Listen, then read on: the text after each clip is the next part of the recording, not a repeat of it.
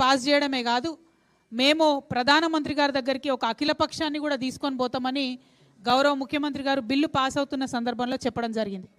కానీ ఇంతవరకు దాని మీద కనీసం ఒక్క ముందడుగు కూడా పడలేదు. అఖిలపక్షానికి సంబంధించి ఏ పార్టీలకు ముఖ్యమంత్రి గారు లెటర్ రాయలేదు. అఖిలపక్షం తీసుకొని వస్తానని ప్రధానమంత్రి గారికి కూడా వారు లెటర్ రాయలేదు. లెటర్ రాయకపోగా మల్లికార్జున్ ఖర్గే గారు, జాతీయ కాంగ్రెస్ పార్టీ అధ్యక్షులైనటువంటి మల్లికార్జున్ ఖర్గే గారు ఇవాళ హైదరాబాద్కు వస్తూ ఉన్నారు. ఎందుకోసం వస్తున్నారు?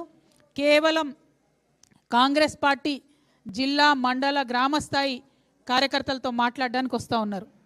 రాబోతున్నటువంటి స్థానిక సంస్థల ఎన్నికలలో వారిని సన్నద్ధం చేయడానికి వస్తూ ఉన్నారు.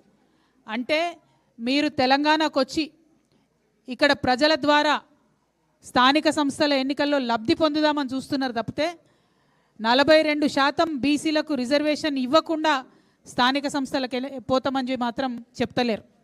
మల్లికార్జున్ ఖర్గే గారిని నేను డిమాండ్ చేస్తూ ఉన్నా, 42% బీసీలకు రిజర్వేషన్ లేకుండా ఎట్టి పరిస్థితుల్లో స్థానిక సంస్థల ఎన్నికలు నిర్వహించడానికి వీల్లేదు.